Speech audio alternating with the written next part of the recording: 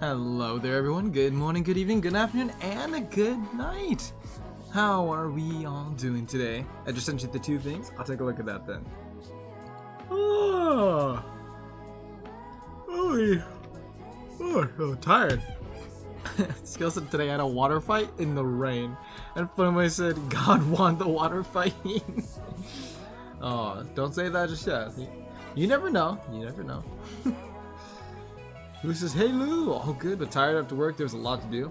Yeah, see, I'm kind of reversed. There was nothing to do at work today.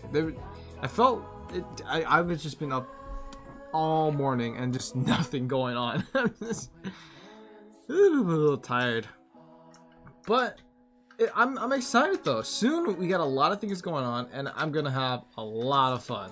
So yeah, I hope we're all doing good. Hello people. Hello Sarah Gamer Boyle. Hello Blue. Hello Funny Boy. Hello Benny. Hello Skittle. Hello Flair. Hello Wane. Still don't know how to say your name. Hello Will. Hello Loco. And anyone else I missed? I don't think I missed anyone right now. I tipped a bucket of water over the person who beat me in Uno. I respect that. I respect that. Don't let them disrespect. Don't let them disrespect you like that by winning in Uno. You gotta. Now next time they won't beat you in Uno. They'll know the cost for winning. Funboy says you never know. That one ascending to heaven just to tag God in the water fight. Yeah, the one guy or girl who just floats in the air and stops every single raindrop coming from the sky and sends it back up. Literal God powers, but as a mortal. It was a goodbye water fight though. A goodbye water fight. Is that mean you said goodbye to someone? I gotta know more about this. So let me get the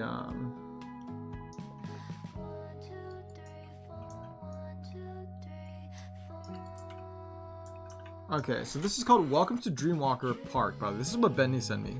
If anyone wants to take a list. Also, Torque says, I'm curious, do you know Darcy Lynn? No idea. Who is Darcy Lynn? If that's anyone. Supposedly. Lego Batman 1, 2, 3, 4. This is the image. Enjoy your visit at Dreamwalker Park. Ooh, this is a nice render actually. A little sneak peek, I assume. I like the render though. I do like the what is it? A deer head. Is it a deer head? Like antler head, like an antler head. I always love these because these always look so terrifying no matter what kind of media or context they're in. They're always just so intimidating. I like it though. I like it. Darcy Lynn is a ventriloquist. Oh shit! No, don't know them. Don't know them. The end question / game mode 3. Alright, hold on. I think there's other things to look at too. Let me quickly. We have some videos as well, which we should watch. Oh, you sent me the thing twice. Okay, it's two things. Okay. Let me get the music paused real quick.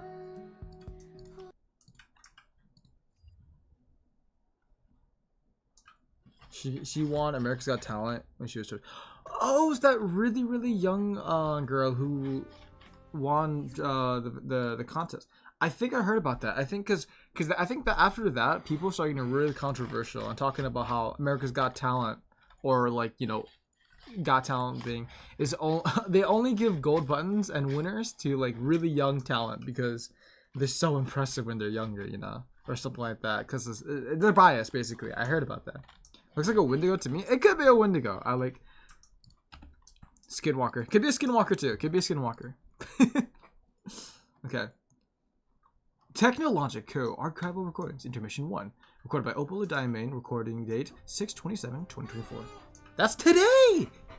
That's today! By so fast. It's unbelievable how much I've learned.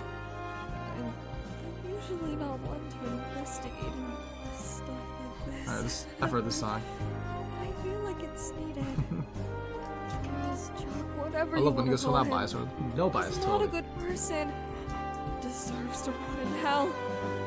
police don't seem to care. When the sky It's falls not to and investigate. the world They're goes, scared of him. let him go. That's No! why I these recordings in hopes that they will, in hopes that this will cause them both and the police to actually care. And the go. I love this song. I have awoken. Welcome to the stream, Cody. Good morning. The singing stream? Oh yes. Wait. See, Opal the Hudson. I need it. Maybe I'll do a redeem for a singing stream. No. Not that would be good for it, but we'll try. I just have to. Oh, damn, she goes. goes. Damn, she gonna Take fucking. that motherfucker down, even if it's by myself. Damn. Opal Team is 100% Skyfall. I like the re-instrumental version of it though. It's really nice. Nice. I did like it. I think it's still the same issue where I think the vocals, the vocal audio, is a little bit quiet and the music's a bit too loud. But it's good. We're good. Good. We will stand tall, face together at Skyfall. Yeah, there you go. In the skies fall. Yeah, surprise stream, Poggies. I thought it'd be nice to do a little surprise stream for everyone because we did a lot of Elden Ring yesterday, and I know people really like reading streams too. So I want to make sure we get a little bit of both. Yeah, we have a reactions moment. Hee. Yes, Poggies. Also, I might what is it? I have a sad truth, but I've been really getting into Elden Ring, guys. And I might just play Elden Ring for tomorrow's stream. And I might just change every stream day we do have to Elden Ring until we beat it. I've been thinking about it. Because we beat that boss yesterday, and I legit was like, fuck, I'm addicted now. We're taking the Park t-shirt. I really like the Wendigo, like, what is it? Antler head thing. That was really cool. I really like that. Really cool models. Very good render too. Very clean. I liked it. I literally slept through the stream. You stream at 4 p.m. my time. How did you sleep through it? Wait, what? The Dreamwalker. Its name. I feel like the Dreamwalker. I feel like the Dreamwalker is basically like some sort of like.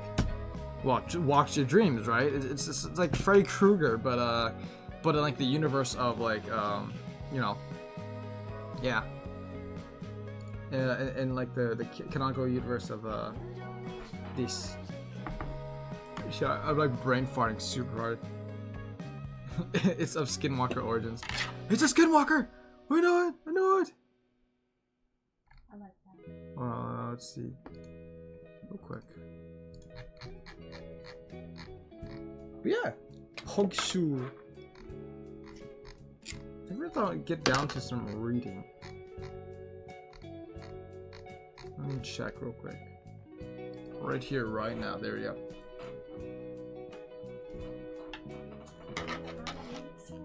Okay. Let me put my glasses on.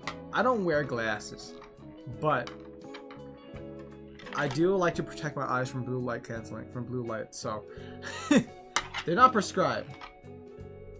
But I do like putting these on. One day, we'll have a stream. Respect the glasses, man. Exactly. Respect the glasses. Can I get a hand raise for anyone in chat who wears glasses? Prescribe. I'm gonna need a head count. I'm gonna need a head count. That's a hand right there. Me.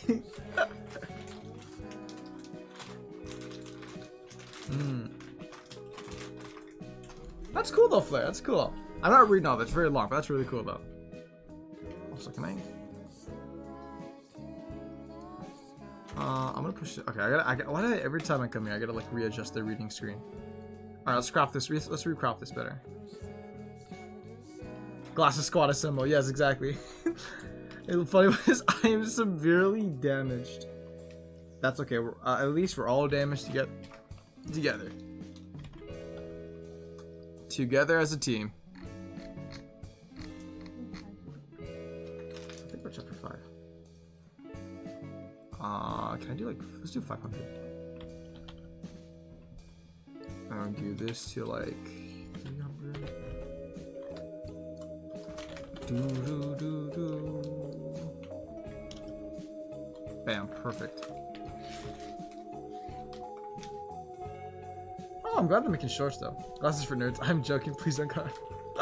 Yeah, who needs glasses? You know, I should really get a Torque with glasses today.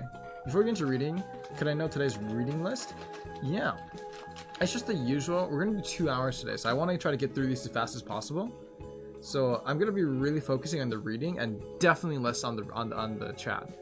So I'm gonna try to get through these as much as we can. One chapter of Benny's, one chapter is a Flare story. And then right here, right now, and then the Kirby's I have bad brain thing, and then we can get to if you're still here by then, we could probably get to either yours after Funny Boys. Funny Boys is really short, so we do Funny Boys right after Flare probably, and then yours. But actually, yeah. Yeah, okay. I'm trying to rethink. Well, it's usually just the order we go with. Wait, I gotta think. Did we do yours last time? Because I did say... Okay, I did say that we would probably get to yours because last time we missed it. Also, the intermission is... No, we didn't, huh? But don't worry, Tora. Oh, it's okay. Wait, hold on. The intermission is 1 page, so you can read this in chapter 6. You know, I have an idea. I'm pretty sure, no, I don't mind. I got an idea. I think this would be more fun. I think this would be way more fun. We'll do Koku's story first, and then after that, we'll put Flare's and Benny's story in a wheel. Funny Boy will go right after Koku because Funny Boy is really tiny, it's really short. And then we'll put Benny's and Flare's in a wheel, and we'll put the faith of the next story in the wheel of. I think it's more fun that way. That way, it's you get some spice, some nice spice in there. Bite size, yeah. Wheel of stories, yeah. The wheel of stories. I will have to try to find it. I will have to try to find what chapter we're on now because I do not remember. I don't have an inch of an idea of what chapter we're on. Yeah, I love that idea. I personally like the idea a lot too. Actually, I'm gonna use the restroom too quick. Oh, Koku, dude, if you said that, send the, okay, send the story to my messages. I'm gonna use the restrooms. I'll be back 1 moment, okay? Bada bing, bada boom.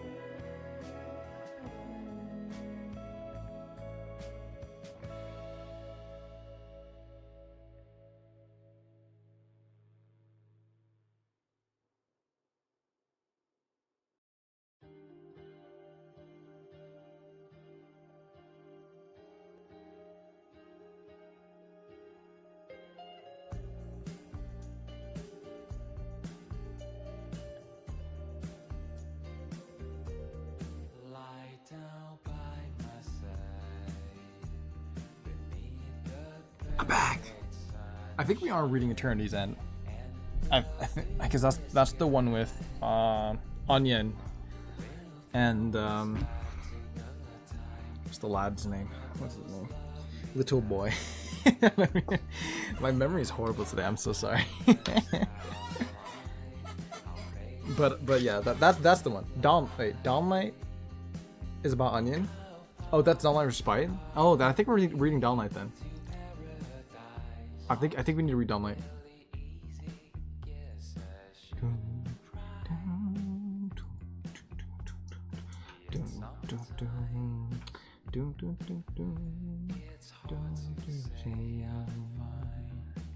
I'm gonna change music after yours too, because there's too much speaking. Guess again, Donut Man. Wait, what? What do you mean guess again? What'd I miss? What? Also, Toro. Fallout 76 is definitely worth a stream. Okay, I gotta put it on the list, but it's not gonna be for a while now, because I'm addicted to Elden Ring.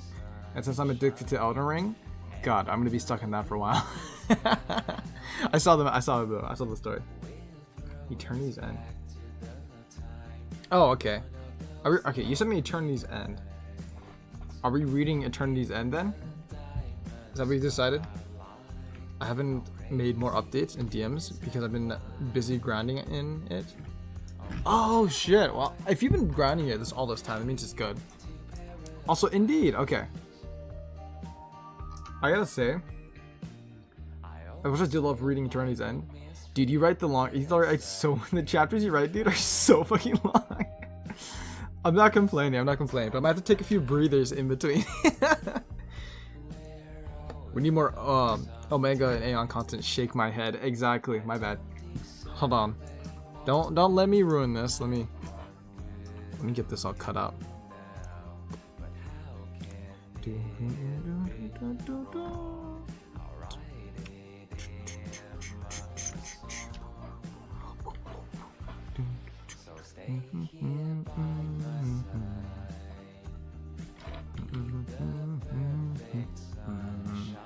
This is a good song. This is a good playlist. Alright, I think this is good.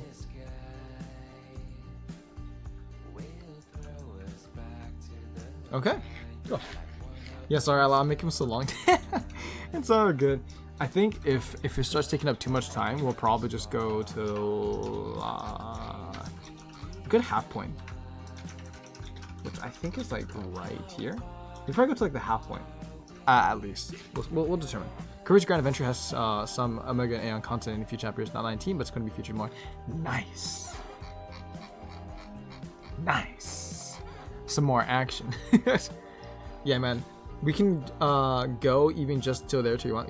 It just depends on the time. I don't mind reading the whole thing. I gotta check how fast I read it though.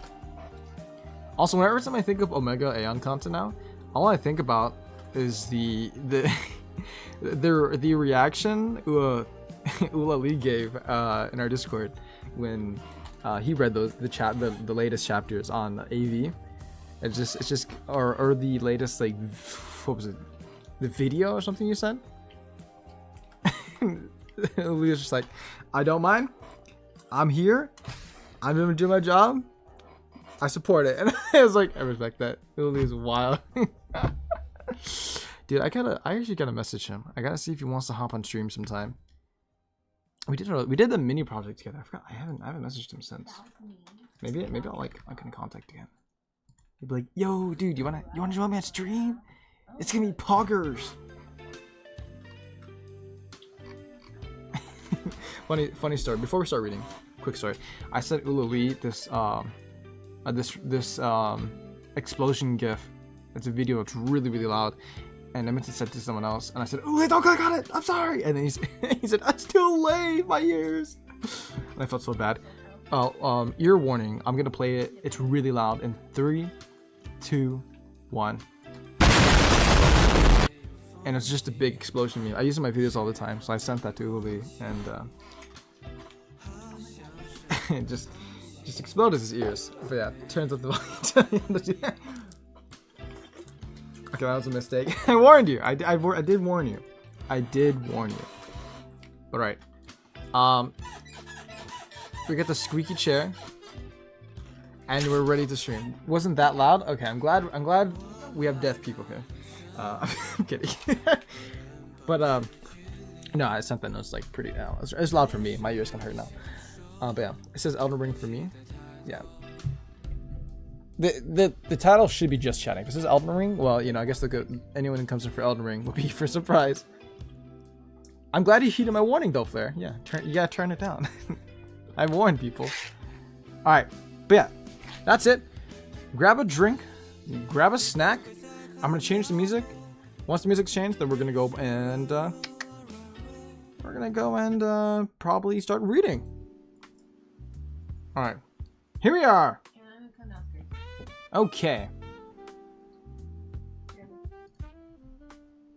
All right, let's see. One moment.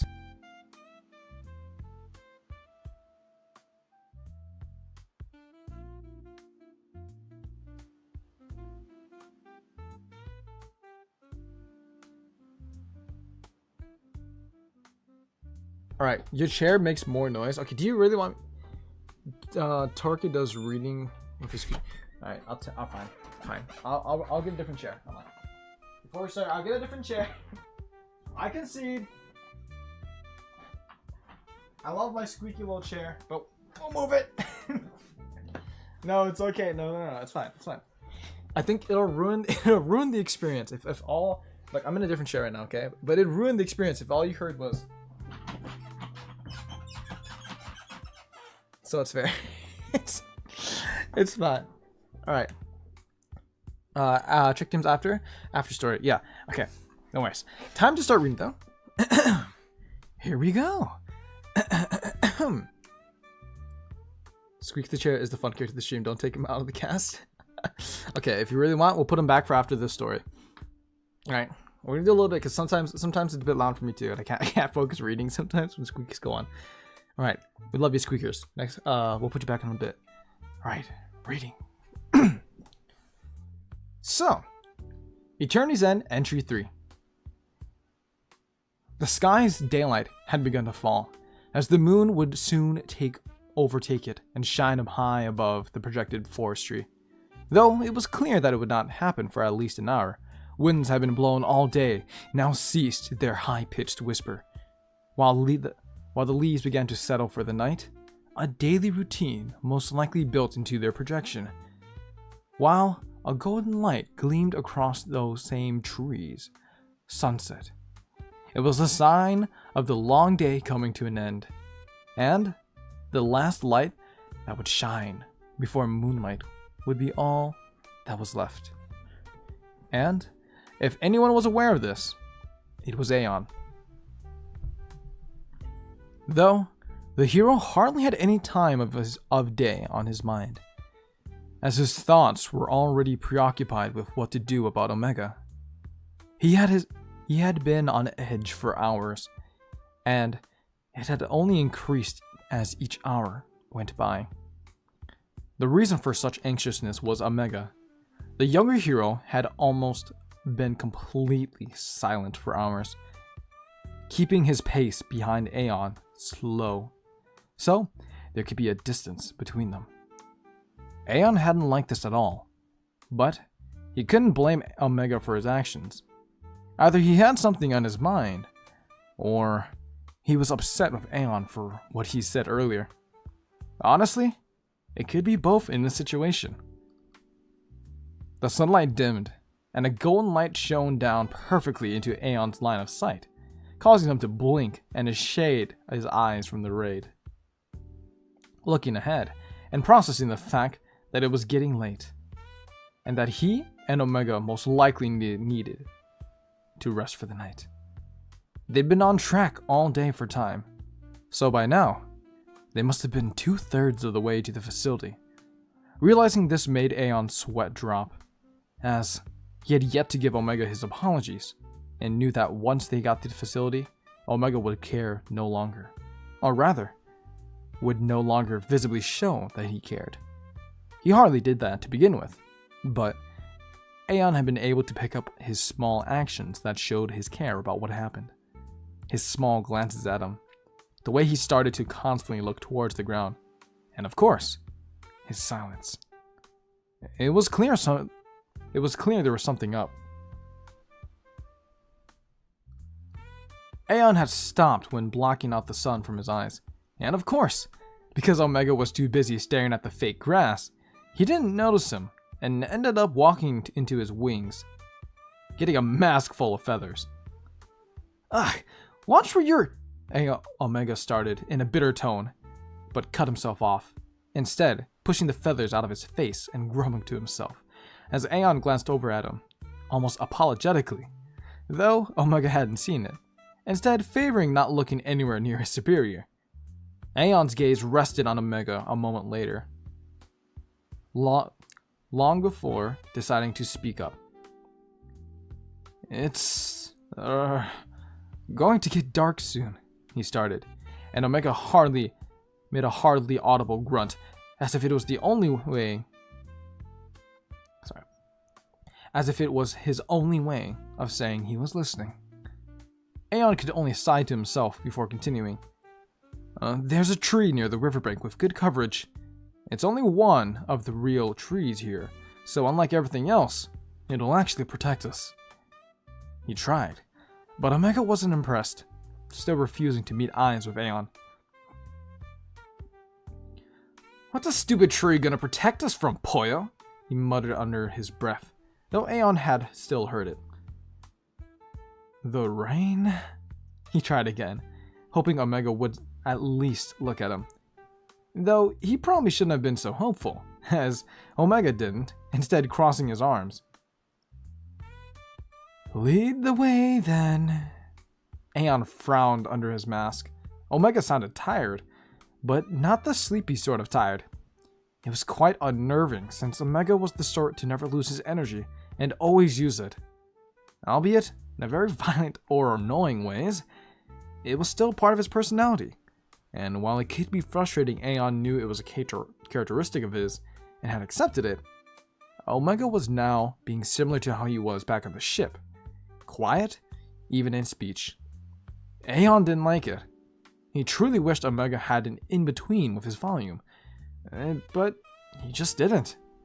Nonetheless, Aeon led the way down and toward the tree he'd spoken of. It was much more larger than every other tree, proof that it was capable of growing, while the other trees were merely stuck being to the same size and incapable of growth. Once there, Aeon asked that Omega would rather gather some twigs for a campfire, and surprisingly, Omega did as told, without a complaint. Or rather, Aeon simply hadn't heard the annoyed mutters under Omega's breath at having to be the chore boy. Either way, the twigs were found, and a campfire was made just as the sun had fully hidden. The moon was starting to now rise, and the world around had gotten darker, waiting for the moonlight to shine upon it. In this dimly lit setting, Aeon had seated himself near the campfire, while Omega had taken to leaning against a tree, though not facing the fire. Instead, in the dark not facing Aeon, who could only make out part of his cape, rims, and curled horns. He seemed rather secluded in the corner like that, and Aeon didn't like that at all. Omega? He started, finding that he really wanted to talk to his younger associate all day, but only now to find the courage to start a conversation. He heard a from the darkness, and had it in himself to continue. He didn't want to set Omega off. Even like this, you could never know if he'd start shouting. Isn't it cold over there? Why not come by the fire? He asked carefully, but only received a bitter response. I don't see why I should, Omega had grumbled, looking out in the darkness of the forest.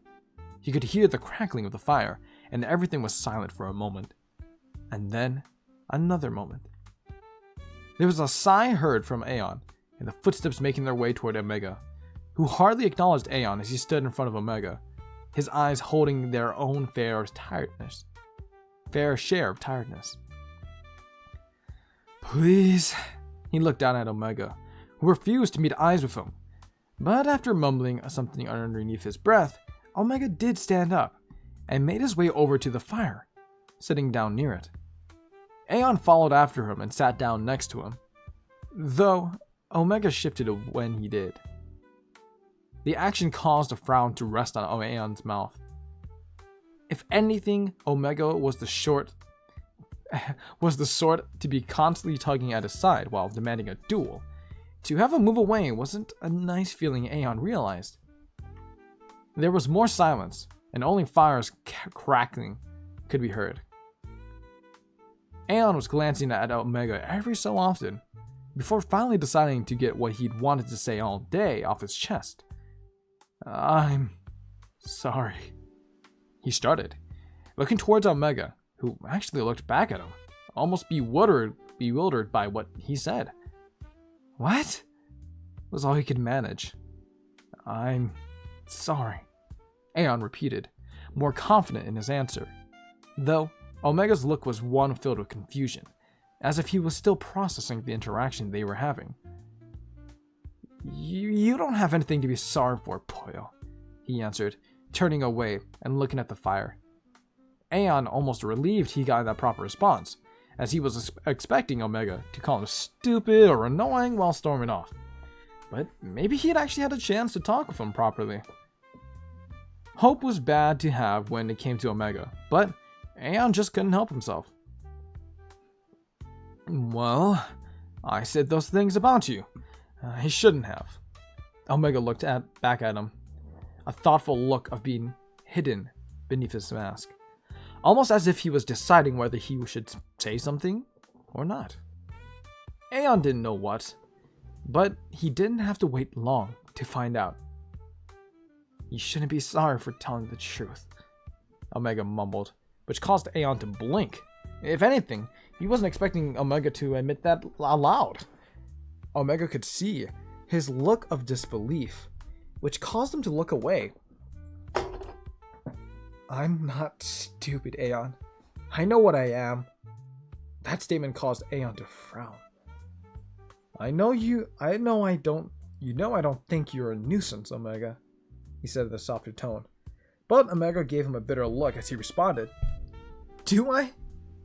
How the hell am I supposed to know that?" His tone was bitter, and Aeon knew that if he gave back a bitter tone, then it only progressed to them bickering, and yet again, someone getting hurt. He had to avoid that, so he had to stay calm in his questions and responses. "You aren't, because all we do is argue or bicker." It was probably the most truthful thing he said so far. "I would understand if you thought I didn't like you." Omega paused at Aeon's words, turning and gazing at the fire as he recalled what Aeon said earlier. "It's not my words, it's yours," he deadpanned. You're the one who always said you have to tolerate me, Poyo."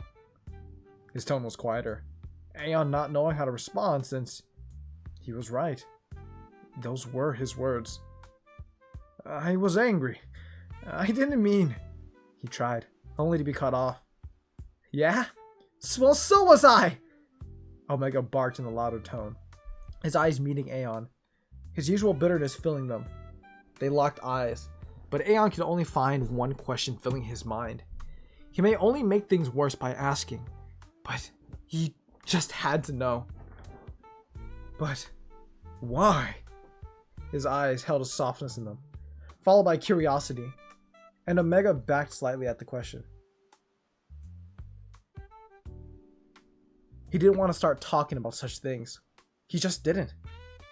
Aeon looked at him, seeing his clear anxiousness with the question, hoping desperately Omega would let down the walls he so firmly kept standing. "Why? Were you angry?" Aeon tried again. I'm always angry, Poyo," Omega admitted, now in a quieter tone, which Aeon was surprised by, not at the fact that he was angry, as Aeon was well aware, but at the fact he actually admitted to it. Was he really getting past some walls? "Even I could have told you that," Aeon joked lightheartedly, attempting to light the moon. He didn't think it worked very well, but that was the only because he wasn't able to see the small smile now resting under Omega's mouth. Aeon soon found himself sighing, still looking at Omega.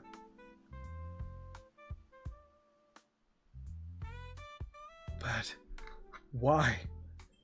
I don't get why you're always so angry and just so bitter at everything. Aeon's eyes continued to meet Omega, who was looking straight back at him. There was a silence, and it almost felt calming to a degree. Omega's gaze rested on the ground, and his smile faded into a frown. He didn't like talking about this. He didn't want to. And he didn't know why he hadn't walked away in a fit yet. Maybe he needed this. Have you... He started, meeting eyes with Aeon once more. Have you ever lost something close to you?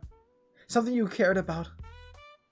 His tone was one Aeon hadn't ever heard before. It was serious, but almost saddened by the concept of what he was saying. Aeon blinked, thinking of a response, only to realize how simple his answer would be. No, I haven't, he said plainly, seeing Omega's gaze lower at hearing that.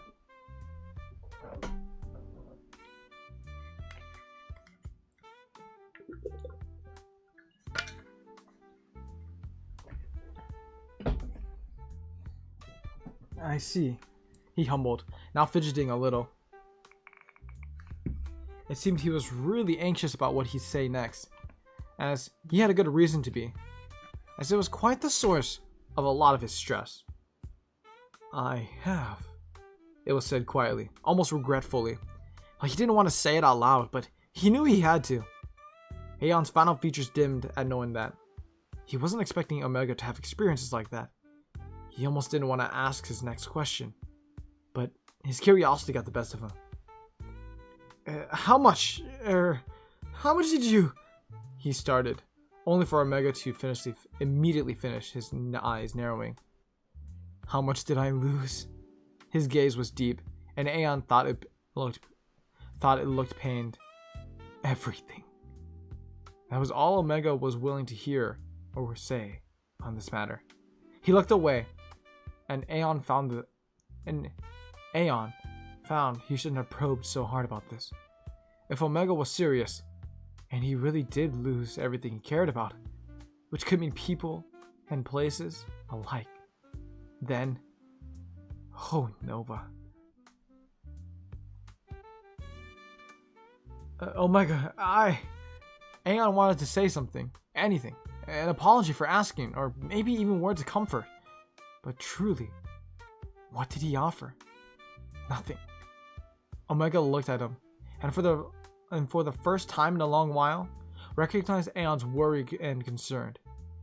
His eyes softened briefly, though Aeon hadn't seen it before Omega stood up, sighing under his breath. He was tired. That short interaction had been extremely draining.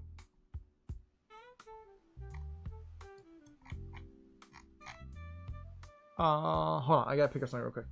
1 second, chat, give me 1 minute.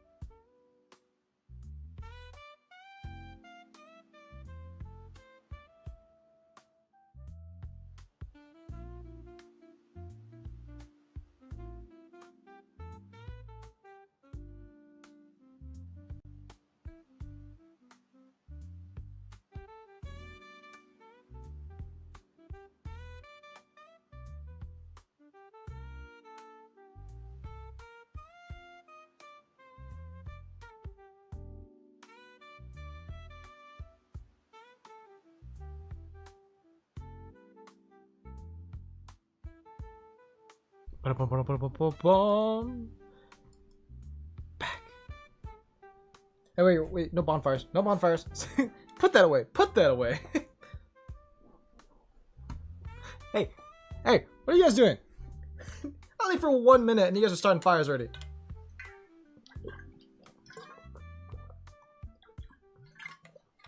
We were doing nothing. Oh, sure. Okay. I believe that. I believe that you're lying. Put the marshmallows away. Actually, keep them out. I'm hungry. All right, we get to continue. You don't need to say anything, Poyo. He walked back over to the tree and leaned against it, this time facing the fire and Aeon, who watched him do so before looking at the ground. This felt very unfinished, and Omega knew deep down he had the power to give things a satisfying end, but didn't want to, even if he probably needed to. He sighed again, looking over at Aeon. Aeon, he called, and their eyes immediately met. Yeah? Was his unsure response. Omega could literally say anything, and he only hoped it wouldn't be negative. Thankfully, it wasn't. Get some rest, he started, and Aeon almost chuckled at what he said. There was a silence, and Omega knew he had another phrase to say. He looked away, gazing out into the dark, before letting the words out he'd been keeping in. And it's okay. About what happened today. He finished, feeling himself become anxious at having to say that. He couldn't see Aeon's reaction, and even if he was looking at him, his mask would have blocked most of it. But Aeon had let a smile rest on his face. Maybe Omega wasn't what everyone thought. There was, as Aeon now knew, another layer to him, and things far deeper than what he'd been told, he assumed. There wasn't just anger and bitterness.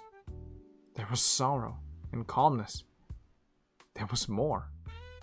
There was probably so much more. Aeon smiled more. He had been able to sleep contently, knowing he'd been forgiven.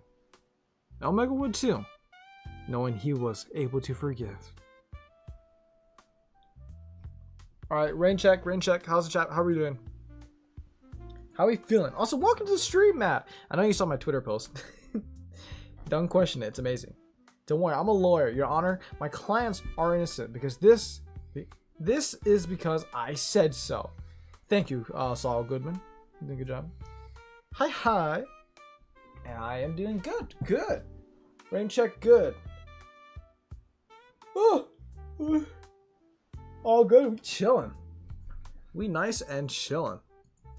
Real quick, while we're chilling, let me pop up a Funny Boy story. And while we do that, let's just get us open. He sent me a meme too, Funny Boy. The S in Saul stands for Sylvie. Silly Goodman. It's so good and serious, Mom. Yeah. it's very charming. Just seeing them both kind of get warm up to each other. Even if it's a bit weird, even if it takes some time. It's nice.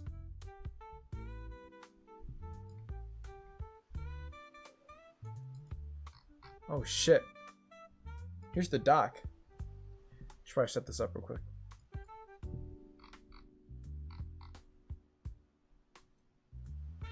Hold on.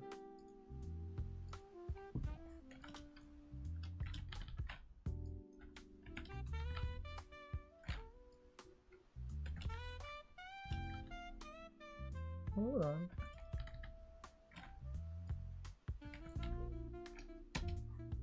Alright.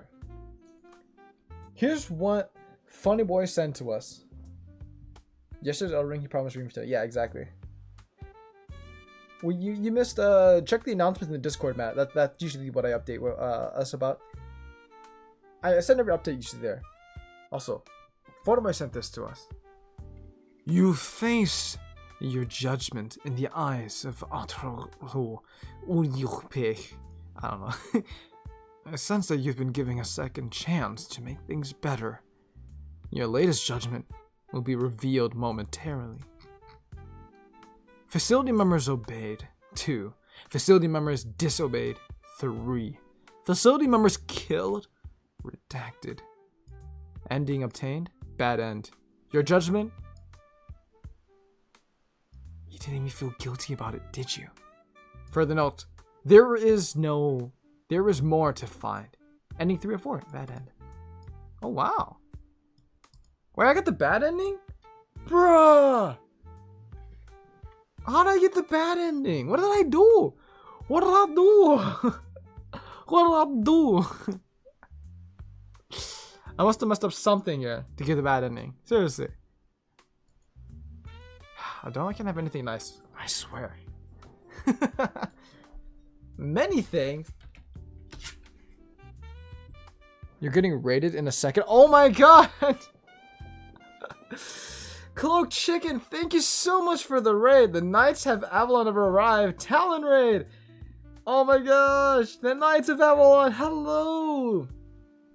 Welcome, welcome. Thank you so much for the raid. Oh my gosh. Talon, thank you so much. Let me give a shout out real quick. I don't have the proper command. I can only do the Twitch shout out. Talon Avalon. Please tell me that's the right account. If that's the right one, let me know. Oh shit, we're going to battle, dude.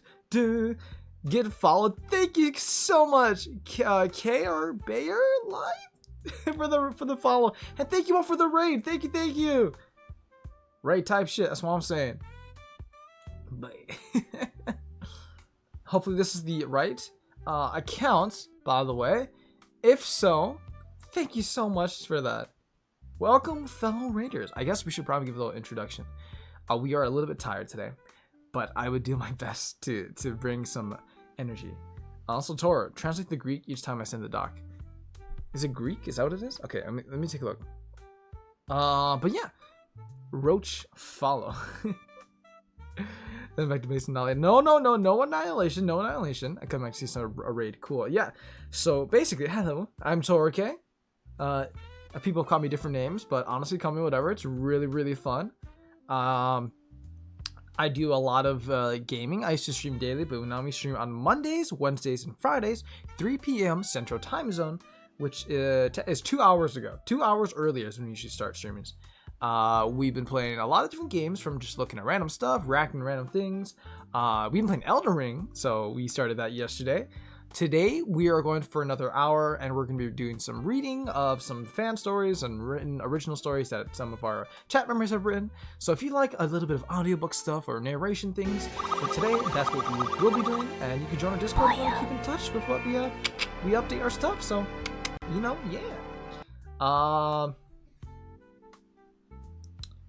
I think you wrote something. I love supporting people, and don't kidnap them and store them in my basement. Yeah, just don't check our basement, okay? Yeah, I'll take you on your words. Don't just anyways, yeah, on Monday, Wednesday, Friday streamer, I can actually watch you. I'm happy. I hope you can. But no worries. Toroki, yes, Toroki. But thank you so much for that. Chicken. Thank you so much. I know you've been coming to our streams recently a lot more too. So glad to see you again. Hope you've been doing well, and welcome. Yeah. Oh, occasionally we also play Roblox too. That's usually like our other game we kind of usually play. But thank you everyone for the follow and the raid. Now it's time for the wheel. Okay, yes, it is time for the wheel. But I do want to put Funny Boy's story into a quick Google Translator. So Funny Boy gave us a little reading, a story thing, and it was this. Wait, what is it? Okay, there we go. Bam. And this is all in. Is this Greek? Is this Greek? I gotta translate this. Hold on. Let me go and do Google Translate. I'm gonna switch screens real quick. But yeah, you should read the Bible. No. Maybe. I don't know. Maybe it's a meme. We'll read the Bible. That could be fun. I think that could be a lot of fun. If enough people say we should try it, I will consider it, okay? That's what I'll say. I'll put my hands down if enough people say yes, we should try it. Real quick, what does this say? He who prospers. Is that what this... You face your judgment in the eyes of he who prospers. Oh! Can't believe we got the bad ending, though, still. Gosh dang it. But, it is now time. Oh, Skiller, you're still here. Okay, there you go. It is now time for the Wheel of Stories. Read the Bible in Japanese. I don't know how to speak Japanese, but I would do my best to butcher it as horrible as I can, okay? Mimir. Yes, exactly. New Testament is confusing because it's the same story, and again, it's just confusing different POVs and disciples. Yeah, well, I mean, the Old Testament is really easy to get into because it's really this is the first half of the book, or is it shorter? I always forget. I know a little bit about the Bible. That's kind of it, but not that much. We could probably do like the Old Testament in like a month, maybe. I don't know. The Bible's pretty freaking thick. All right. But yeah, bro. What about me? Oh yeah. So yeah, of course. I'm just gonna spin this. Don't worry. I'm gonna spin this right now. Let's see who wins. Real quick. And it looks like we're being reading Flair's story. Wow, I'm wondering whose story you're gonna read. I was getting there, Bendy. My bad. We were just chatting. Love it, chat. Okay. We love yapping. As a voice actor, we like to call it professional yapping. Oh yeah. Finally, luck is on my side. Oh yeah. All right.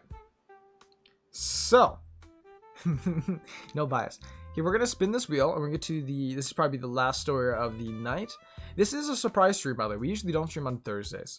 By the way, I don't know if I said that. But we only stream off days when I feel like we can, or I'll make a promise for it.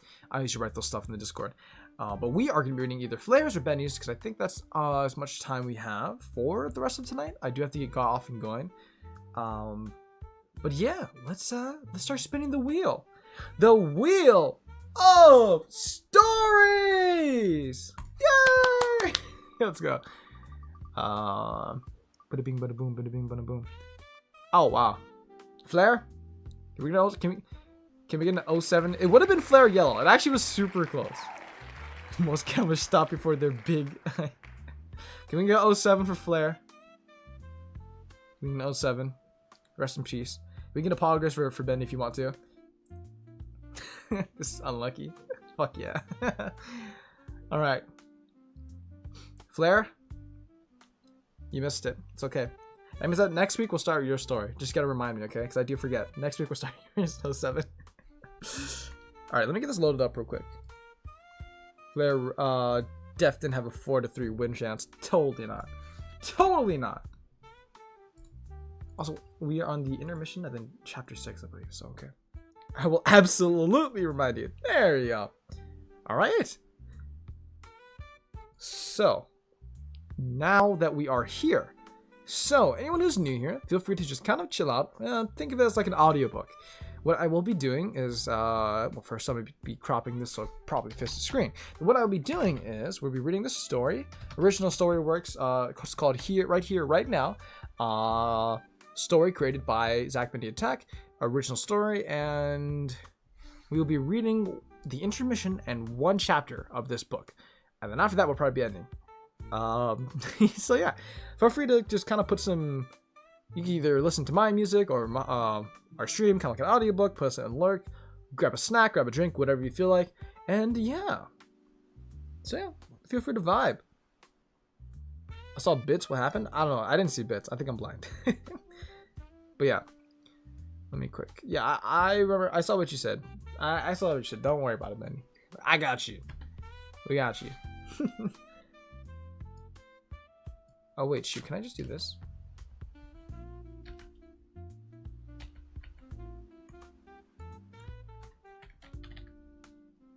Perfect. Perfect. I cropped it perfectly. Okay. So, I'm gonna give everyone just a minute or two to get ready, and we will start reading. I won't be looking at chat. If you do have something important to say, you're free to use sorry, I don't want to say that. You're free to use our text to speech command to try to get my attention, and that is perfectly fine. And I'll take a second look at chat when you do that. Okay, I'm not happy that I lost a chance, but at least I got an important thing that I got to do now. So yeah, I have to go do that. You have fun doing that, Flair. Don't worry, we'll read your story first next time. So you have a good day, and you take care. Everyone say bye-bye. See, we'll catch you later, Flair. Thank you for joining in and popping into the stream. Okay.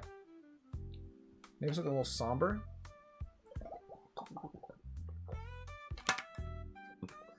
Okay, let me check to see what we have. What do we have? Oopsies. What do we have? That's a somber, because both chapters are kind of sad. All right. There's sad Persona. All right, sad Persona music. The Persona 3 Depression mix.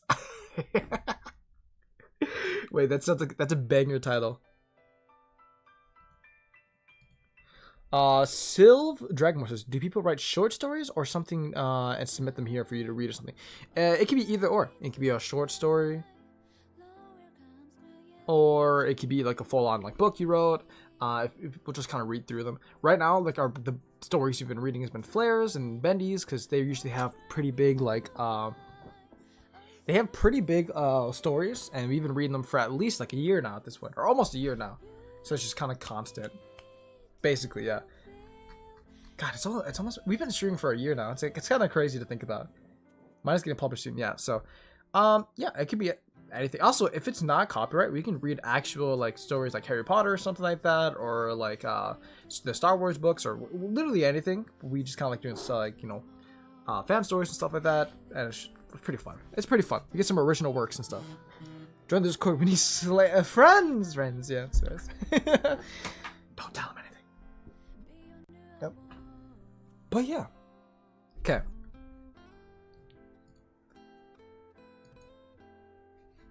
Harry, did you put your name?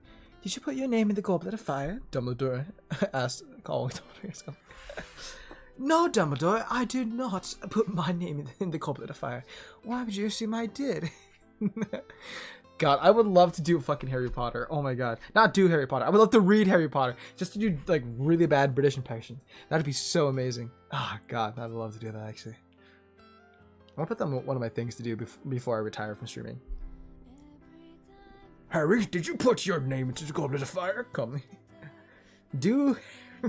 But so do Harry Potter. Daniel Radcliffe is amazing. Beautiful, man. I also have a plot for a book that I am, and I am on summer break. I could start working on my writing my book and sitting here. Yeah, if you want, go ahead. We usually do these. Okay, I will say we usually do reading streams every Wednesday. Now, but I won't be streaming next week Wednesday or Friday because I will be at Anime Expo, which means I won't be able to stream. But I might also live stream Anime Expo. So if you're down for that's some pretty cool stuff we'll do next week. I don't think you're the only one, Lamau. That's so exciting. I'm very excited. I'm very excited. Yeah, everyone wants to Harry Potter. Did I just swear? Did I just bleep my own swear? What the fuck? I'm quoting you on the Harry Potter thing, by the way, Toro. Do it. Or don't. Wait, actually don't do it. Or do it. I don't know. You can pick. Apologies. Too late. Alright, well, I don't have the choice. Anyways, here's the story. For anyone who needs to catch up, basically, this story is about 3 people. John, a new intern who joined a tech company, or an office company, I forgot. It's just they sell stuff. He meets this receptionist named Opal, and another computer worker named Harada, and basically, they find out the company's not as what they think it is. They take a little test, taking their blood samples and DNA, and they realize that the company's boss, otherwise known as the... Fuck, I'm so bad at names today. What the shit? The bad person, we'll just say the bad person, I'll tell you what the name is later, has been making android cyborg clones of people at the company. So now the main villain is a cyborg clone of the main character of John. So Cyborg John is around causing issues and killing people, and the head leader of the company, Charlington, is an evil bad guy, and they are pretty horrible. So yeah, really gotta go. It's just past midnight. Now have a good stream. No worries. Thank you all for the raid. Thank you for joining. You have a great night as well, Sylve Dragonborn. Take care. Sure, they're out the synopsis. Yeah. I think that's actually not a bad deal. I tried doing my best to summarize it. I hope I got everything. But now, Opal, John, and Geraldo are on the journey to figure out what the fuck is going on and how to solve everything and how to stop the bad guy, Charlington, from causing more trouble. Yeah. They unravel a bunch of mysteries and shit along the journey and like pasts and stuff. So that's stuff you gotta read the book or just read past streams. I put it in the Discord to local. I'm looking. Best quotes.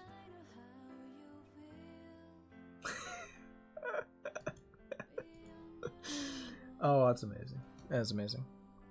Okay.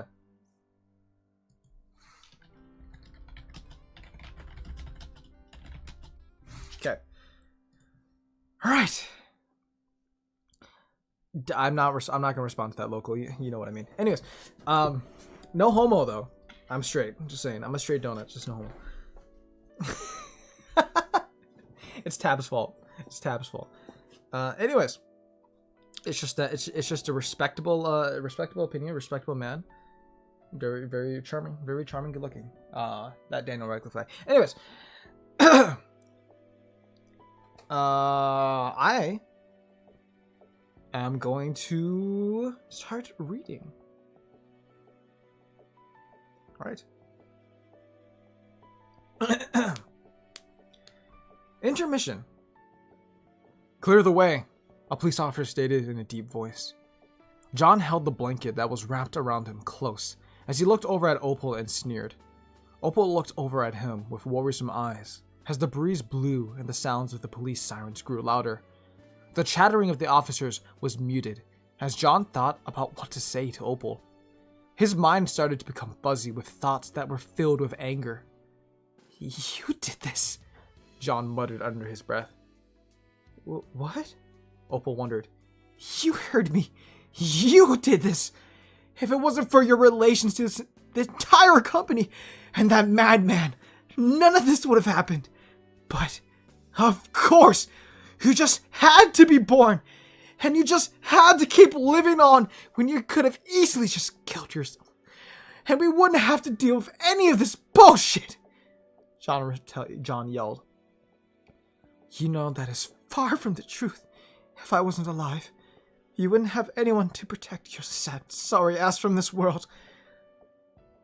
You would most likely be laying on the side of the road somewhere with nobody to even care for you.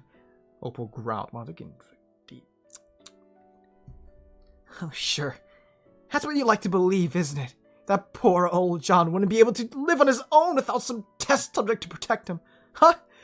That's gotta be all about you and how sad your life is, huh?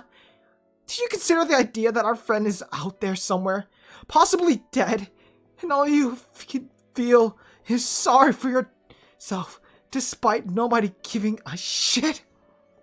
John barked back. Opal and John stared at each other angrily as they growled like ravaged dogs. Opal slapped John in the face, causing the murmuring of police officers to go quiet. John rubbed his cheek and stared at Opal. Without even thinking, he lunged at her and wrapped his hands around her throat as she fell to the floor. She tried to pull his hands away from her throat, but John was determined to squeeze the life out of her. All she could see was rage in his eyes. Fury. Unfiltered rage. A small group of police officers ran over to the two and pulled them away from each other. John shook their hands off his shoulder as he looked at Opal and growled. Is that all you see in me? Some broken shell of a human being that needs to be protected? Just like what everyone else thought of my life, huh? Well, if that's all you see, then I'm not gonna stick around. We're no longer friends, Opal. Oh, this is John speaking. See you in hell, John stated as he walked out of the hardware store. Opal watched as he walked away. She wanted to say something, but she couldn't figure out what to say. She sighed as she walked out of the hardware store and headed in the opposite direction, slowly moving past the news reporters and police officers. She looked down at the ground as she held herself and tried her best not to cry. But she slowly felt the tears begin to run down her face. Was this all how it was going to end? In heartbreak and misery? It certainly seemed like it to Opal. Everything was falling apart, just like her past.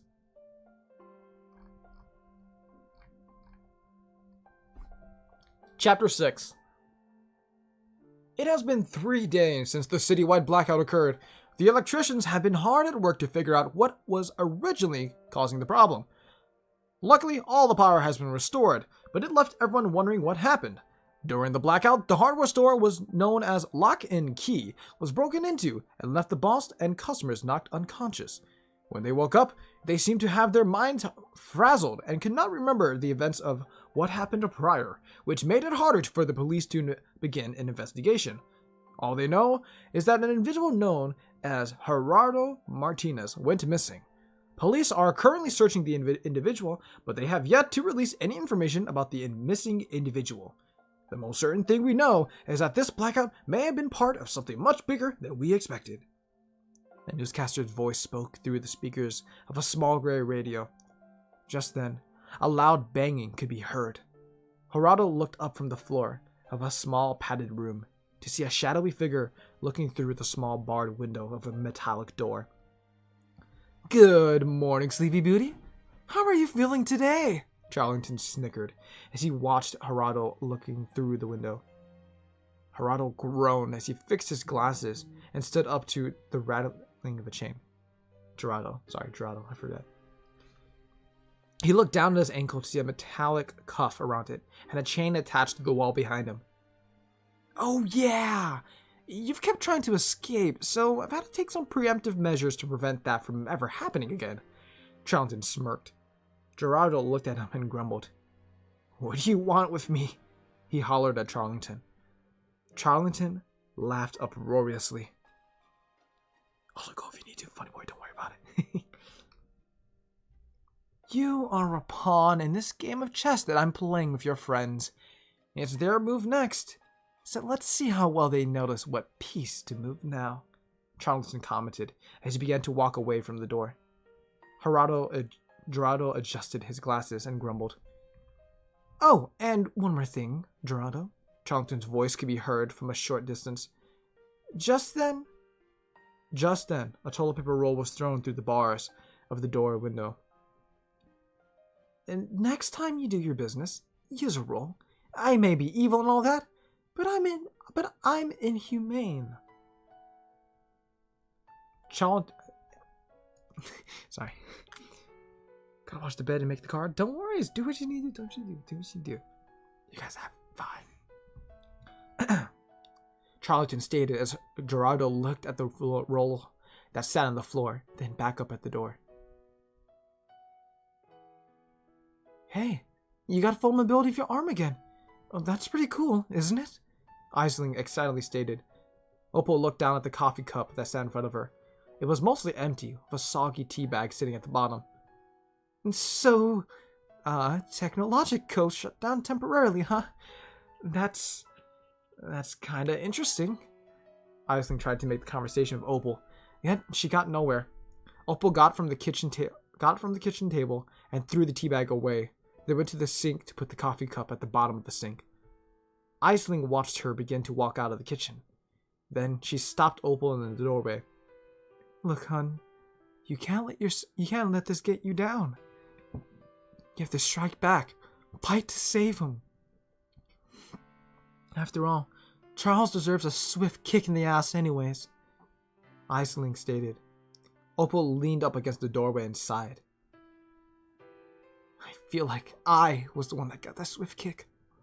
First, I learned that something in the company did a year ago was actually for some twisted cyborg cloning experiment. Then I get my arm broken.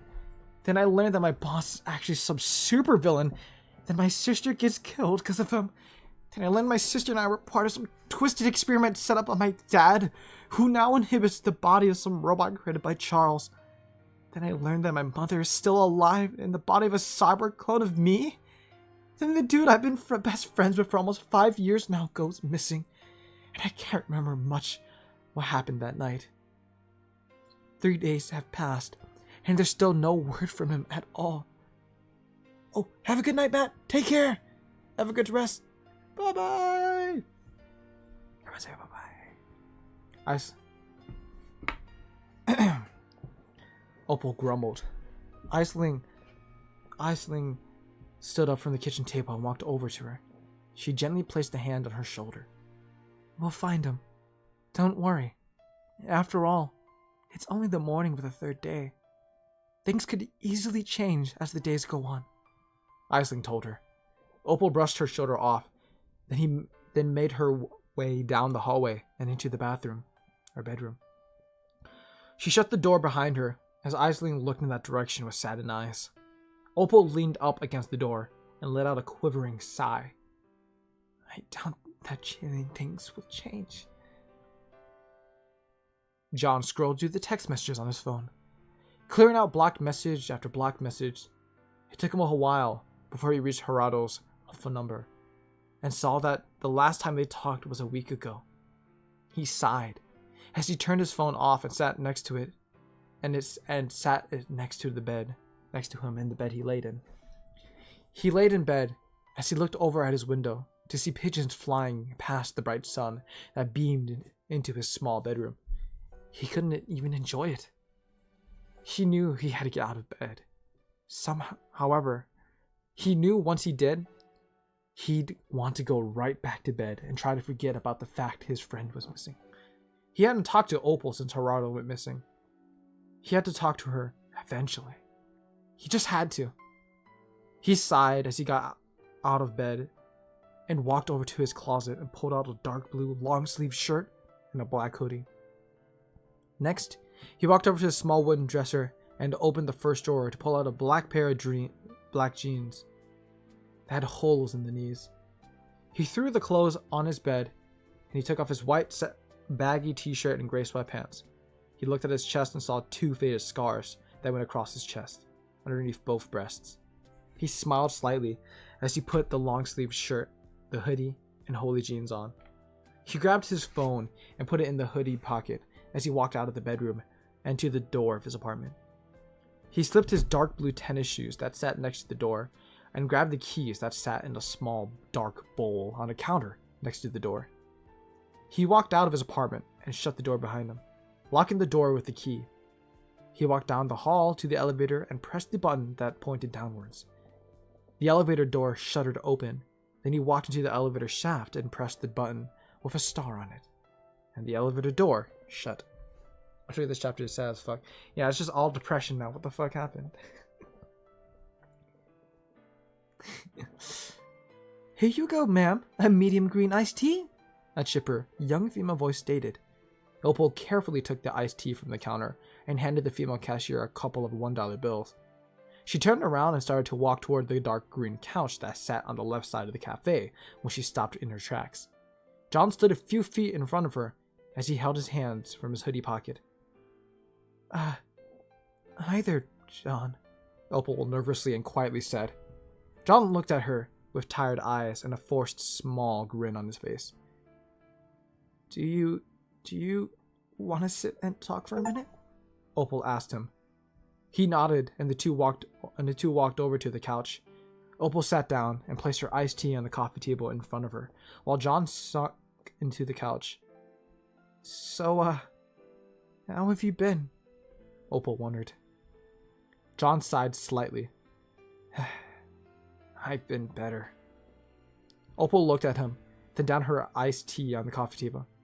Yeah, me too. That's for certain, Opal replied. The two looked at each other, then away from each other, as a noticeable uneasiness could be sensed between them. So, have you, heard anything about... No, I haven't. What about you? I keep checking my phone. I keep checking my phone, but no answers at all, John commented. The two went silent for a couple of minutes as Opal took a sip of iced tea through the plastic green straw. John gently placed his hand on Opal's hand that sat on her lap. She looked over at him as he looked at her with tired yet sorrowful eyes. Look, Opal, I'm sorry about what I said. It's been a lot. I guess I just got stressed about my past and everything, and it all caught up to me. What I said about not wanting to be your friend anymore wasn't true. So could you forgive me? John questioned. Opal looked down at his hand and sat on top of hers, then looked up at him. She gently wrapped her hand around his and smiled softly. John, when we had that huge argument after the police came to investigate the situation, I was genuinely hurt by what you said. You dug into my past, but I guess I can't say I wasn't any better about it. He also did try to kill you by choking you. That's also a really big thing I think you're overlooking. Cough, cough. I know you must have been hurt by it all too. But what hurt me most is when you said you didn't want to be friends anymore. He told me that everything we went through was for nothing. And after we parted ways, I felt like I did before I met him. Empty and alone. However, Opal adjusted her glasses and placed her other hand on top of John's hand. If you're here apologizing for it, I guess there's still something to work with. So, I guess what I'm trying to say is, I forgive you, and I also apologize for what I said as well.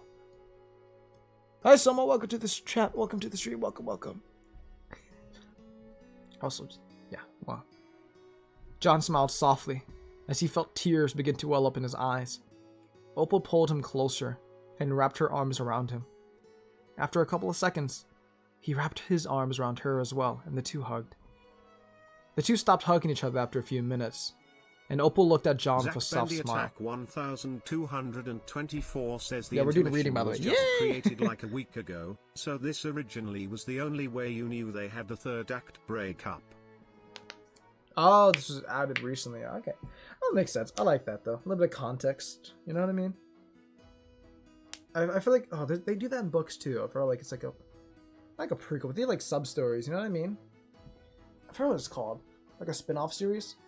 Like, just going over a small detail. No, I think the intermission just fits better. I think the intermission fits better. It's good. I like it. Like, context is good.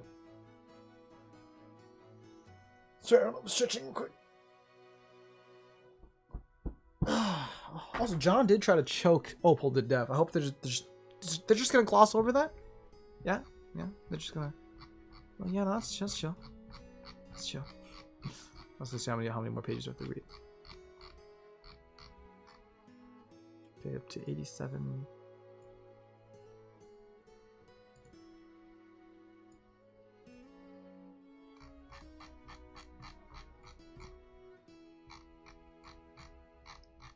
Shit, where did I leave off?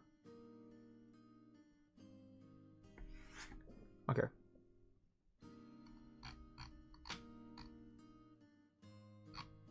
I'm like right here. Okay.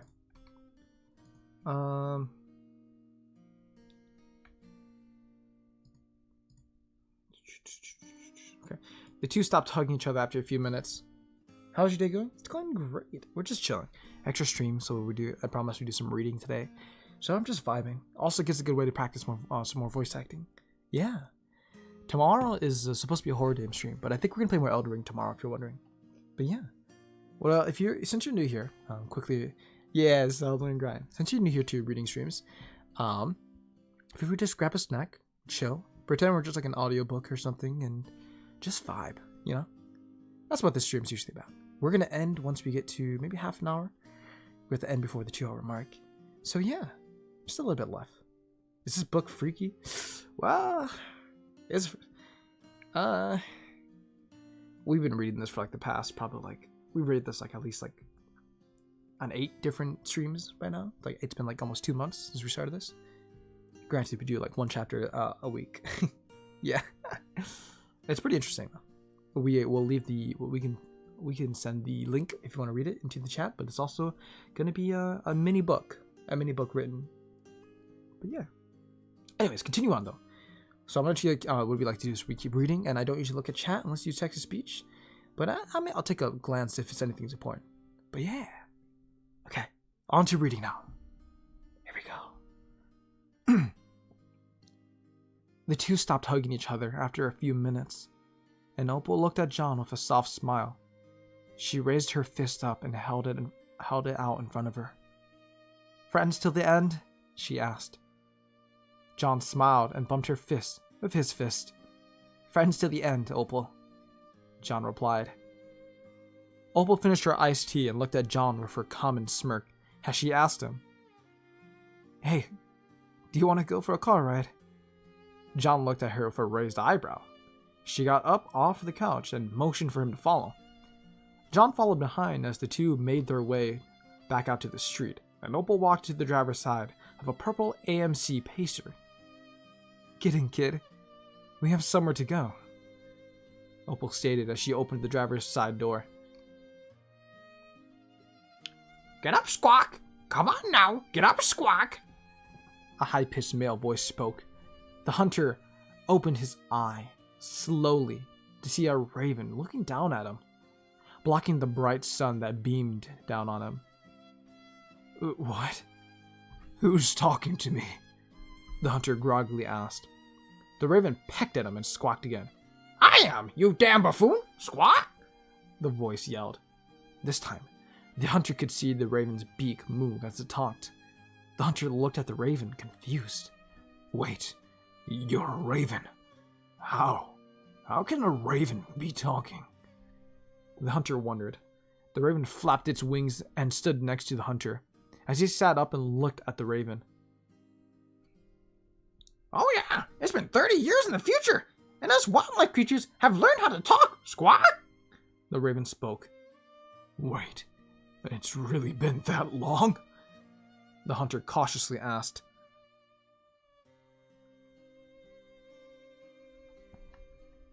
The raven squawked. Sorry, I read something quick. Diary of a Wimpy Kid. Yeah, I loved it I loved reading it as a kid. Stopped at the long haul, but I missed it. The raven squawked loudly. "No, it hasn't! You hunk of metal nothingness! Squawk! My name is just a figment of your imagination! Squawk! I'm real, but this voice is all you're doing! Squawk! What am I? An Edgar Allan Poe? Squawk!" Sorry, I don't have the voice right now. And the raven angrily replied. The hunter looked down at his surroundings and saw sand, cacti, dry grass, and some buildings in the distance. "Am I in the desert?" the hunter wondered. "Oh wow! Really? Was that your first clue, Squawk?" the raven sarcastically replied. The hunter looked at him with an unamused expression. "Oh, I should probably mention that the closest town is to my left, Squawk!" The raven pointed to his left wing toward the city that was several feet away from them. The hunter looked to his right and saw that the raven was pointing at. His eye widened, and his expression changed from unamused to shocked. "Wait a damn minute. Is that Grim City?" The hunter looked back at the raven. The raven nodded and tilted his head. "What do you know about that place, Squawk? Did you live there at some point, Squawk?" he questioned. The hunter smiled slightly. "Ever heard of the Rogue?" he asked the raven. "Oh, you mean that shadow dude that died all those years ago while sacrificing himself to save the city from some robotic villain, Squawk?" quizzed the raven. The hunter smiled proudly. "I am that robotic villain. You can call me the Hunter," the hunter smugly responded. The raven shook his head. "I ain't calling you that, Squawk," he mentioned. The hunter scoffed in surprise and interrogated the raven. Why not?" The raven narrowed his eyes and looked at the hunter. After a couple of seconds, he finally answered in a deep tone of voice. Too egotistical. The hunter sneered at the raven's answer. Fine, you can call me Cain. Is that less egotistical for you, Mr. Shit on Windshields? The hunter growled. The raven thought about it for a moment. Finally, he nodded his head and flapped his wings gently. Yep, that works for me. Squawk? So Cain, tell me, how did you get here? Squawk? Missing. Did that truck carry me all the way here? Oh, the hunter looked at his missing legs, and his left arm was also missing. Did that truck carry me all the way here? That's what it was. So, where are we going exactly? John asked her. Opal looked over at him briefly and smiled. You'll see, she told him. John looked out the passenger window to see the gravel road behind him, as gray dust clouds formed behind the wheels, which looked like white in the sun. He looked at the empty cornfields and around him and sighed. Opal hummed a chipper tune as she slowed the car down at an intersection and turned the turn signal on and turned left after a couple of seconds. Just as John suspected, there was more gravel and empty fields. After a few minutes, the empty fields turned into tall grass and wheat fields. Finally, after a little bit, Opal pulled the gravel driveway of an abandoned white one-floor house. John looked at Opal and she began to undo her seatbelt and asked, Where are we? This is Iowa. Did not know that. Opal got out of the car and John followed behind. She started to walk toward the front door as John looked around the scenery. Just then, she pulled a small gold key out of the left pocket of her blue jean and handed it to John. Go ahead, open the door, Opal gently spoke. John took the key and stuck the key into the lock of the wooden white door, which had paint chipping off it. The door slowly opened as they walked into the house that was noticeably dusty with furniture covered in a white tarp. John walked further into the house as Opal followed behind. He turned back to look at her and asked, Why did you bring me here? Opal smiled slightly. I figured that since we've been under so much stress, you deserve to reconnect with your past, Opal explained. I thought I told you that my past was good, John stated. John, my mother has the ability to read the minds of different robots. She did it with Cyborg John, and she found out he shares part of your memory as well, just like your childhood. There's no need to lie to me, Opal kindly told him. John sighed as he walked through the living room to a post that separated it and the kitchen. He looked at the dark wooden post and counted the notches engraved on it. He stopped at He stopped at the one a few inches shorter than him and said, This was the last time they checked my height. Before I left home for good. Opal walked over to John and looked at the post as well. You're pretty tall for a 15-year-old, Opal chuckled. John forced a smile onto his face. He slowly walked away from the post and toward the kitchen. He looked at the wooden cabinet that had several small holes in it. He opened the dusty cabinet to see a bundle of twigs, leaves, and other things sitting inside the bottom shelf. Jeremy and his family must have left too, John softly said. Who? Opal looked at him with a raised eyebrow. Jeremy was a raccoon my mom and I found outside who was trying to keep his family safe from coyotes that roamed around here. So instead of having him live next to our porch, we decided to make this cabinet specifically for them. John looked at Opal and explained then, looked back at their nest inside the cabinet. I guess when I left, they must have thought about doing the same thing. He closed the cabinet door slowly as he gave a small, shy wave at the nest that sat inside. He walked out of the kitchen and down the carpeted hallway as he looked at the different pictures hanging on the wall. Opal followed behind. She looked at the different pictures. She stopped at the one hung in a wooden circular frame. The picture consisted of an older woman with long brown hair and a white dress, an older man in a dark blue tuxedo, and a young girl that stood between them, who had short black hair and a green dress with a noticeable forced smile on her face. "Hey John, you didn't tell me you had a sister," Opal mentioned. John walked back to her and looked at the picture. He sighed softly as he looked at Opal. "That's not my sister, Opal. That's me. Or, well, was me," John stated. Opal looked at him, then the picture again. "So, you're not..." Opal started to speak, but she didn't finish. As she looked at John, who was slowly shaking his head. Opal looked down at the picture yet again and gave a saddened expression on her face. John continued to walk down the hallway as she followed close behind. "So, what exactly happened here, John?" she questioned him. John stopped in the hallway and looked back at her. "Do you really want to know?" He looked at her with lowered eyebrows. Opal noticed slowly, yet firmly. John sighed as he looked at a dusty picture of an older woman and an older man smiling and hugging each other. "They hated me," John answered. "What do you mean?" Opal wondered. John looked at her with a tired and saddened look on his face as he repeated his answer. "They hated me. Both of them did."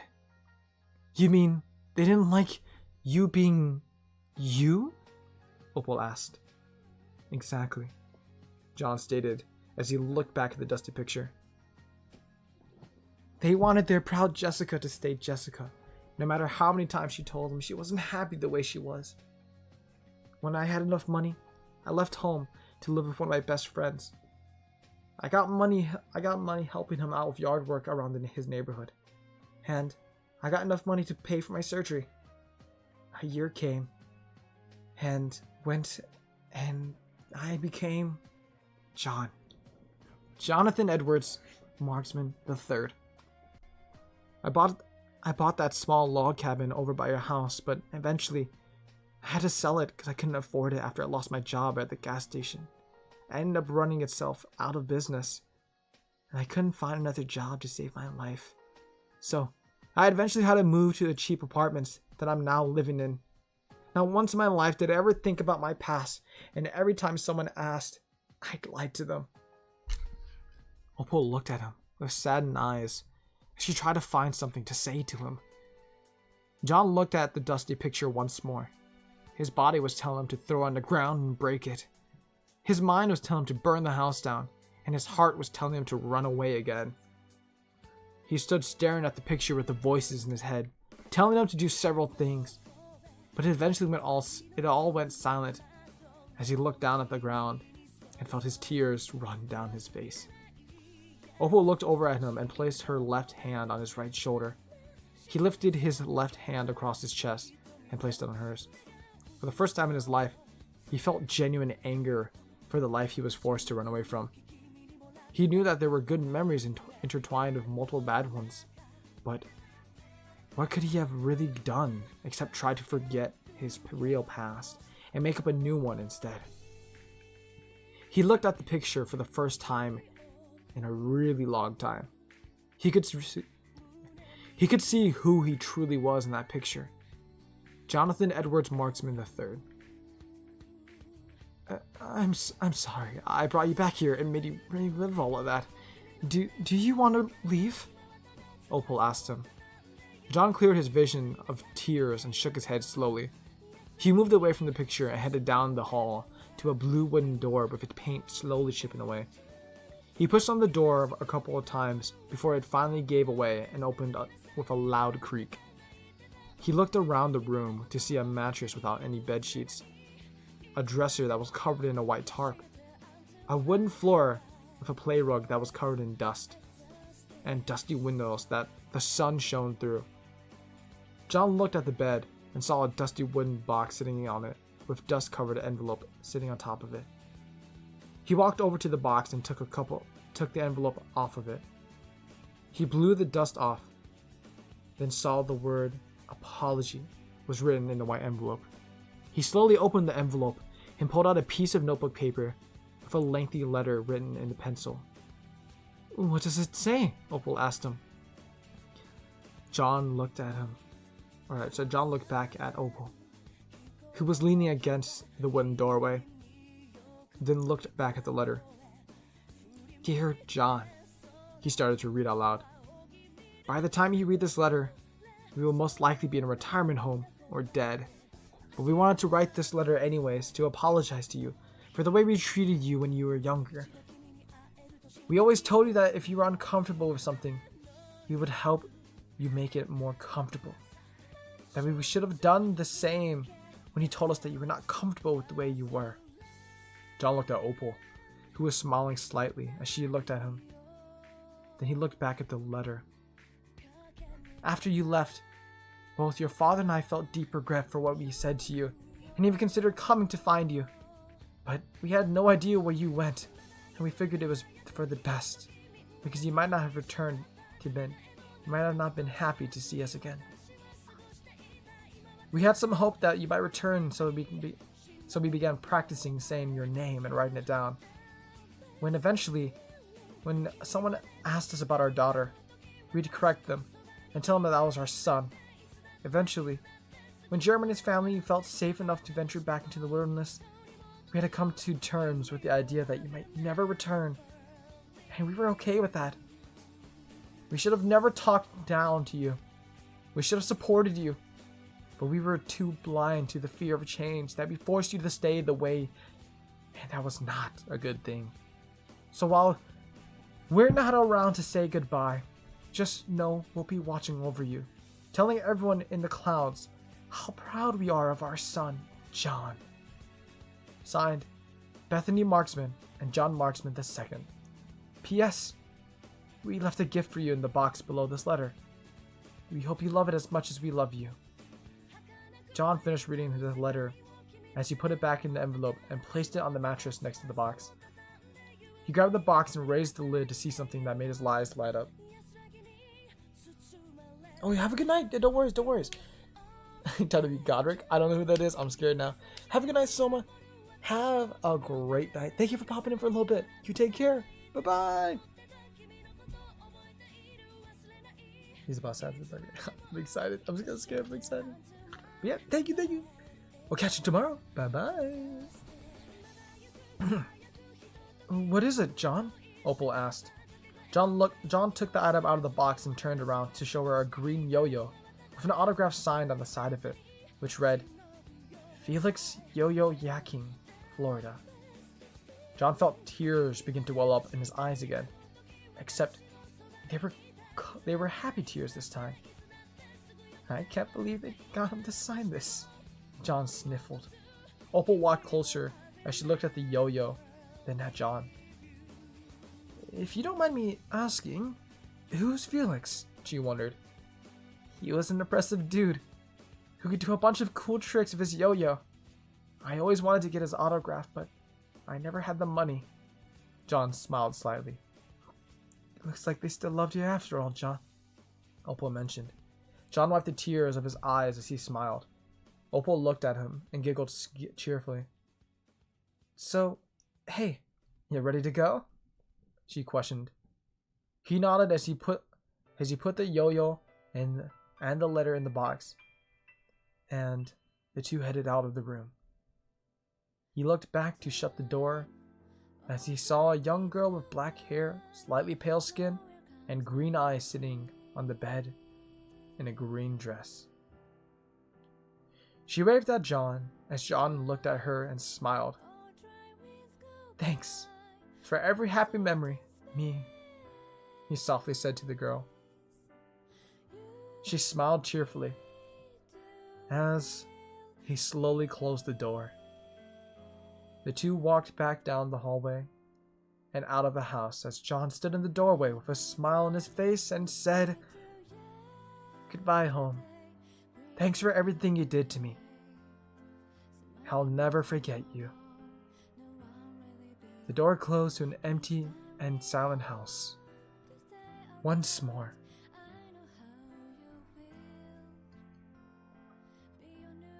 I'm actually going to take a pause for you real quick.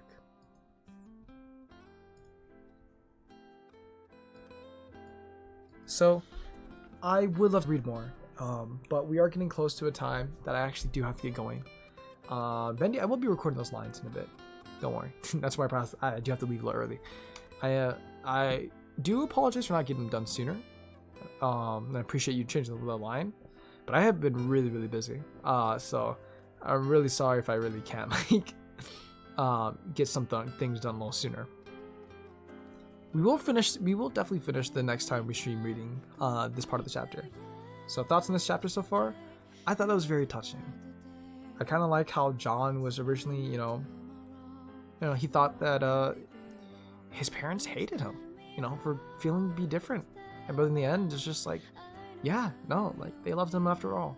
And that, okay, that was a little crazy that John almost choked the hell out of Opal, but I do appreciate the intermission, and they fought. I would have not known it was an intermission, to be quite honest, but I do like how they came back, though. Yeah. Maybe like a little bit more time apart would have been cool, but, this is definitely my favorite chapter, though. Trans Icon for real? Dude, Trans Icon for real. Let's fucking go. John the Goat. I did like this chapter a lot, though. It was really good. It was really cool. This is probably my favorite chapter, though. Might have been the music as well. The music probably made me feel more emotional. But yeah, and it's only going to get better. Well, I hope so. I really hope so. But yeah. We're going to have to end it's a somber note.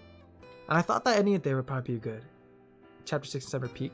Oh yeah, we're going to finish the next chapter 6. Page 30. Page 83. Page 83. Remind me of that. But yeah. I don't think we can raid anyone. Realistically, probably not. I'm just gonna let the music play out for a little bit, and we're just gonna end the stream. Especially considering what they had to do with the deal with John. Yeah. Well, I'm excited to see that. I'm gonna be ending the stream here though. See you all tomorrow. We're playing Elden Ring tomorrow. And I've got some things to do tonight. I'll see you all then. Have an amazing night. Thank you for all the amazing stories. And I see you all next time. John's the best character in the story. Bye-bye. Take care. And I'll see you all tomorrow. Woo!